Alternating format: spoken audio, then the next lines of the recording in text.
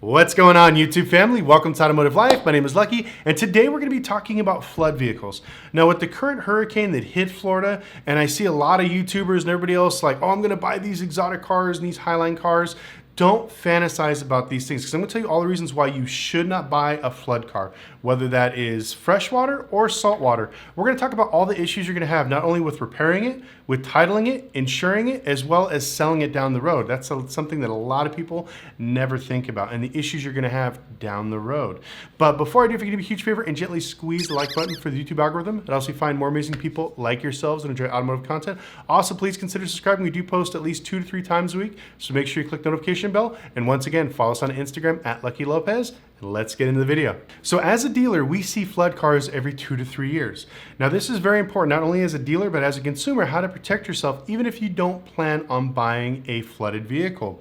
What happens is when these hurricanes hit in these certain areas, these wholesalers, scammers, tricksters, whatever you want to call them, they will grab these cars from that area and they will take them to another state. They'll take them to Texas, New York, LA to resell these vehicles because they're hoping people are stupid enough, which they are, to not check the Carfax and not question anything.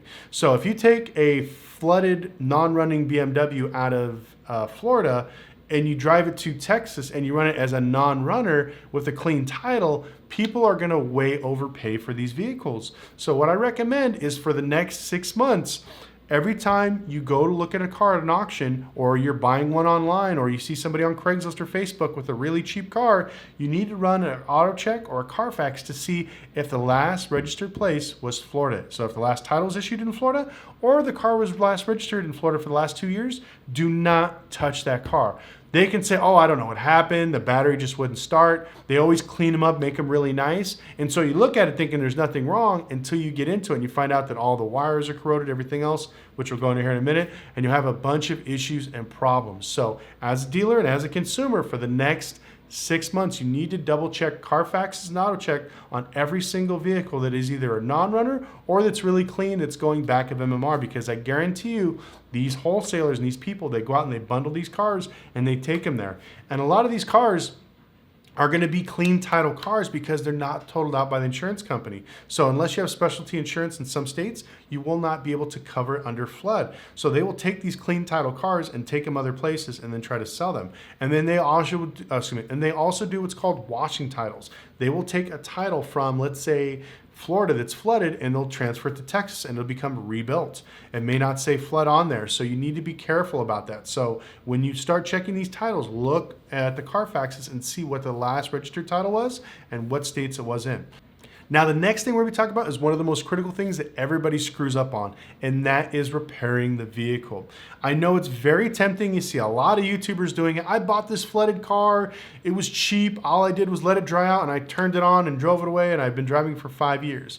A lot of that is pure luck. I'm one of those people. I've bought in cars like that too, where I've literally let it dry out, cleaned it out, changed the oil, and it fired right up. But I'm telling you right now, 99% of the time, it's not like that. So we're gonna go over the difference between freshwater and saltwater.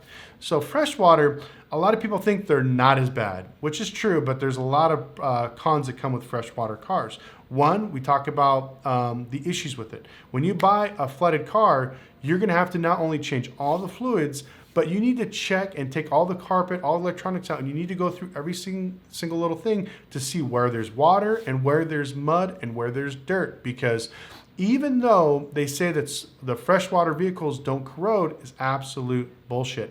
If you get any type of water in either PCMs, wiring harnesses, or anything else, even freshwater has little amounts of dirt in it. Dirt has glass, has other particles that are conductive, and this is what starts the corroding process. And even though it doesn't corrode that fast, what happens with freshwater cars is if you buy one, you have about a 6-month window.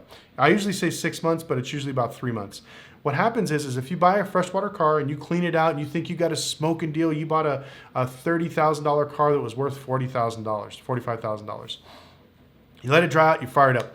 So let's say that computer, that power lead needs at least 5 ohms of resistance. I'm not going to go too deeply into it, but 5 ohms of resistance. So let's say after 3 months of driving your car, with the dirt and the water that starts to get in your that was in the wire starts to corrode, even if it goes up to, let's say, 5.5 ohms of resistance, that is enough to cause the computer to get incorrect voltage to have multiple issues. It could read bad signals, it could send bad signals back to the computer, or it may not even start, or it may throw a check engine code, your car will never pass smog, multiple issues. And this is what happens with freshwater cars. People think that since it's not saltwater, it doesn't corrode, is absolute bullshit. And a big thing I've seen a lot is if you have a really deep flood and the car PCMs and computers went under the water, there'll be mud on the bottom of the computer for about 6 months. And as it dries out, people think that, oh, if it gets dry, it gets better. When it's mud, it stays down at the bottom. But what happens is as it dries and it bounces around, dirt and dust have particles of metal, particles of glass, which are conductive. So as it starts to bounce around inside your computer and it arcs a circuit, that's it. It either fries something, or next thing you know, your car doesn't start, or you see a big puff of smoke out of your dash. We see it all the time with flood vehicles. So even buying freshwater cars, it's not true about not corroding and not having major issues. It is better than salt water, but it's still, you're looking at a 6-month time bomb. And if you want to just throw $30,000 down the drain on a 6-month car that you're going to drive for a little bit, be my guest. You might as well do a short-term lease or a rental car. So stay away from those things. Now, next thing we're talking about is salt water. Salt water, from the day it hits the water and it starts to recede, your vehicle starts to corrode instantly. All the electronic components. So when you're looking at buying these cars, and like I said, you see a lot of these people romanticizing the thought of, I see this YouTuber, he bought a Bugatti, stuff like that. My friend Houston, if you watch his video, he had to replace every single module, any type of wiring harness, computer, PCM, gauges, screens, anything that was electronic, he had to replace because of the corrosion. This is something that they don't talk about. I've watched a few YouTube videos just to see if these guys talk about it. They don't. They always say, oh, I worry about the engine. I squirt WD-40 down the blocks and we hand crank it, we change the oil. That's the cheapest part. It's all the electronics that have to go with it. So if you're looking at buying an exotic car, a Highline car, or a luxury vehicle that's out of Florida, that's a flood vehicle, do not do it. You are gambling with money that if you want to lose it, go for it. But I recommend staying away from it, especially if you're just a regular person.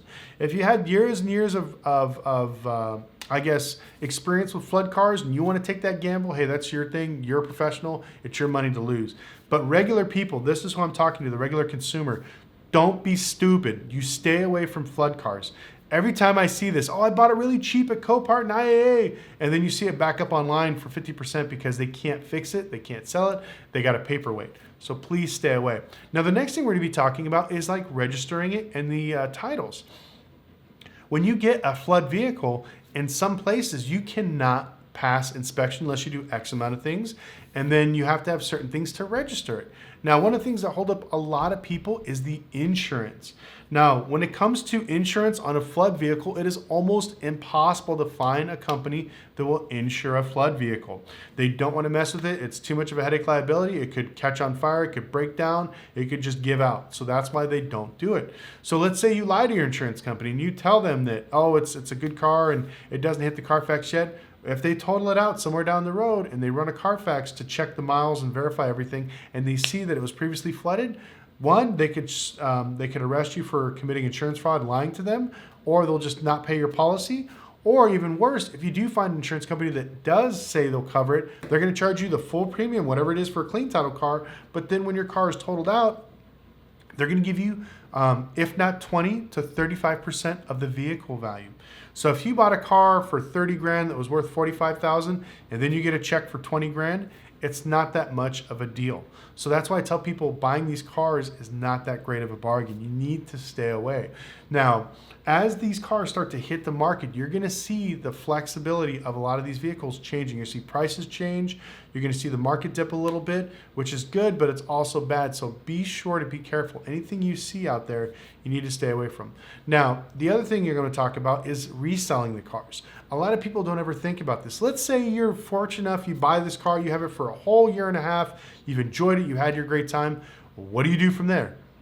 I'm going to turn around and sell it. Well, guess what? Now you have to disclose its flood. A lot of people are going to be very scared, very skeptical. They think that you're selling the car because you're having electrical issues. So your flooded vehicle is probably going to be worth 50% less than what you probably purchased it for. So get ready to get lowballed when you have one of these vehicles, especially exotic or highline cars. Because I already know, I saw one of my friends, he messaged me, he's talking to some dealer in California that had 2 G-Wagons that were underwater, and he's trying to get them for like 60 grand each. And I told him, hey, that's great, but you're gonna have to spend about $80,000 going through both of those to replace all the electrical, all the components, and you're probably still gonna have problems. And as the market's crashing on G-Wagons, you're probably gonna be upside down, so I won't even mess with it, just wait. And so, but he doesn't wanna listen, so he's probably gonna get buried himself. He'll be 100K in each of these G-Wagons, he'll be upside down, and in about 6 months, they'll probably be going for that at auction. Anyways, but that's some of the stuff you need to think about when it comes to buying some of these flooded cars. Now, there's only one car that I recommend that you buy if you are, one, a technician, or you own a shop and you know what you're doing. Classic cars. When it comes to classic cars, if it's been flooded out, it's not that much of electronics. It's mostly mechanical. So if you buy, let's say, a 67 Mustang Fastback and it was floating around in the ocean, if you want to buy it, swap out the motor. The harness is very simple. You can go to painless wiring harness, buy a whole new system for like $600, swap out the harness. You're going to have to literally take the whole car apart, pressure wash it from head to toe, oil it, and then go through your motor, everything else, and make sure you replace all those things. Those are the only things or cars that I recommend buying if they were coming out of a flood situation, because classic cars are very simplistic. There's not a lot of electronics. You do have to worry about the body and other parts corroding if you don't take it apart and clean it correctly. But this is something I wanted to make a video on because I've seen multiple YouTubers talking about it, and everybody's like, oh, I can't wait till I get my flooded Bugatti or my flooded McLaren P1 or my flooded Lambo. Stay away from it.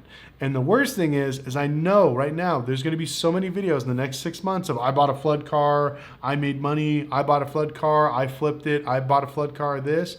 You're going to see all these videos popping up on YouTube, but you're not going to see all the horror stories, all the people that lost thousands upon thousands of dollars. Because like I said, these wholesalers do this. They'll buy 500 to 600 like flooded vehicles.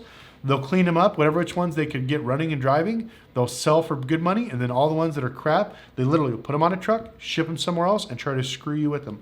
So do not fall for it. Make sure, like I said, you check the auto check and Carfax to see if it was either registered in Florida or if the title was in Florida. Also, if you see it running at a Florida auction before it made it to Vegas, 9 times out of 10, it was bought there, it wasn't transferred into the Florida title, and it was flooded down there, and they moved it out of there so this way they can try to get it for more money. So be careful of those scams. Watch out for that stuff, consumers and dealers, because this stuff is going to be floating around for the next 6 months. If you have any questions, concerns, or you have any issues, or even if you have a different opinion of mine about salvage or flooded vehicles, please put in the comment section below. I'd love to know your thoughts. Once again, if you have any questions, put them in the comment section below. Follow us on Instagram @LuckyLopez if you have any other video ideas or anything else, and we'll see you next video.